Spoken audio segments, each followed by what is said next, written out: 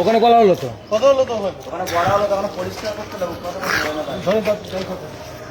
মানে এখানে করা যাবে না স্কুলে করা যাবে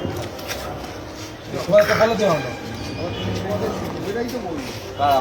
বলে দেওয়া না কথা বলো না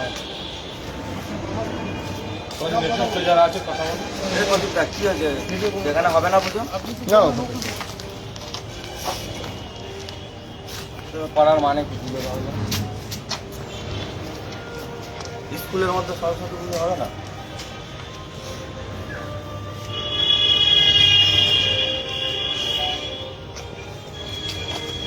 এখানে সমস্যাটা বিষয় স্কুলের বাইরেই তো হচ্ছে তোমার সাথে আমি কোনো কথা বলবো না আমি এখানে নগরের সংযোগে বললাম তোমার সাথে কথা হবে যা বলো বলে দিই তাদের যারা কথা হলো স্কুল কর্তৃপক্ষ আপত্তি আছে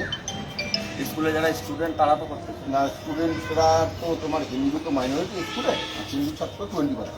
80% হলো মুসলিম ছাত্র। এবার ম্যাডামকে আমরা বলার পরে মনে হয় মোস্ট প্রবাবলি স্কুলের মিটিং করেছিল বোর্ড মিটিং ন্যাচারালি যেটা হয় হিন্দু ছাত্র সংখ্যায় অনেক কম তারা মাইনরিটি তারা সিদ্ধান্ত পাস করতে পারেন তার জন্য ওনাদেরকে নোটিশ করেছে যে স্কুল কর্তৃপক্ষ স্কুলের ভেতরে পুজো অ্যালাউ করবে যেহেতু মুসলিম সংখ্যা তখন বাধ্য হয়ে আমরা সব যেমন তো ফুটপাতে নামিয়ে ফুটপাতে করবো এটা আমার শিক্ষা তাহলে ভাই ভাই হিন্দু মুসলিম ভাই ভাই বলতে হিন্দুরাই সবসময় কোঅপারেট করবে তাই তো ঠিক আছে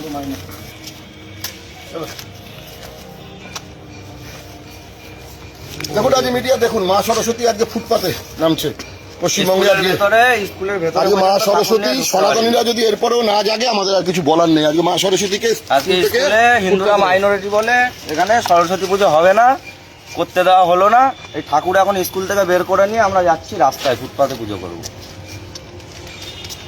আজকে বাঙালি সনাতনী বাংলাদেশ না পাকিস্তান সেটাই মা সরস্বতী আজকে বাংলাদেশের কথা আমরা বলি পশ্চিমবঙ্গ কিছু পার্থক্য নেই মা সরস্বতী পশ্চিমবঙ্গ স্কুল থেকে বেরিয়ে ফুটপাতে আশ্রয় নিতে হচ্ছে আমরা ফুটপাতেই পুজো করবো এরপরে যদি সনাতনী হিন্দুরা না জাগে